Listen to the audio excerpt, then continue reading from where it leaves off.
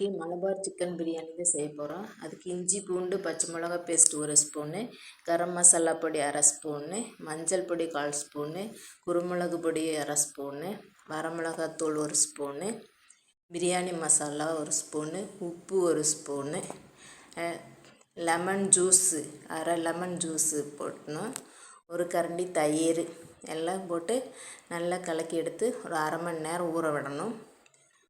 அப்போ தான் கொஞ்சம் டேஸ்ட்டு பிடிக்கும். இப்போ ஒரு குக்கரில் எண்ணெய் ஊற்றிட்டு பெரிய வெங்காயம் நைஸாக அறுத்து வச்சுருக்கேன். அது கூட உப்பு கொஞ்சம் சர்க்கரையும் போட்டுட்டு ஃப்ரை பண்ணி எடுக்கணும். ஃப்ரை பண்ணியாச்சு. முந்திரி திராட்சையும் கூடி ஃப்ரை பண்ணி எடுத்துக்கணும். முந்திரி போட்டு ஃப்ரை பண்ணியாச்சு. திராட்சையும் போட்டுட்டு ஃப்ரை பண்ணி எடுத்துட்டேன்.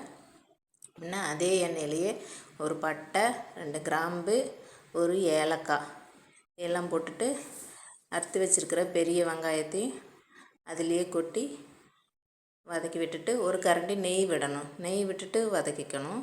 இப்போ ஏற்கனவே கலக்கி வச்சுருக்கிற சிக்கனையும் அதில் போட்டுட்டு நல்லா வதக்கி விடணும்.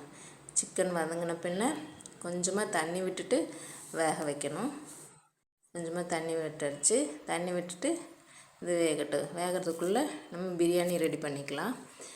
ஜீரக சம்பா ரைஸ் எடுத்து வச்சுருக்கேன். அதில் கொஞ்சம் தண்ணி கொதிச்சாச்சு. பட்டை கிராம்பு ஏலக்காய் போட்டுட்டு கொஞ்சம் உப்பு, பிரியாணிக்கு தேவையான அளவு உப்பு, நெய் ஒரு கரண்டி ஊற்றிட்டு கொஞ்சம் லெமன் ஜூஸ் புழிஞ்சுக்கணும். லெமன் ஜூஸ் புழிஞ்சிட்டு ஜீரக சம்பா ரைஸ் அதில் போட்டுட்டு வேக வச்சு எடுத்து வடித்து வச்சுக்கணும். அப்போ சிக்கன் வெந்தாச்சு.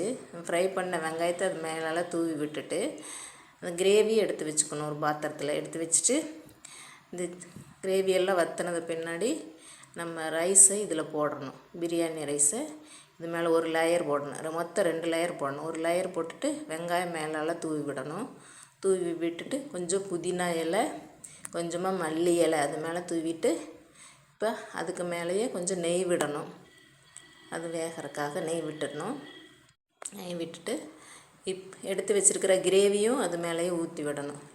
லைட்டாக கிரேவி ஊற்றிட்டு முந்திரி திராட்சையும் போட்டுடணும். போட்டுட்டு இன்னொரு லேயர் சாதத்தை போடணும். எல்லா சாதத்தையும் கொட்டியாச்சு.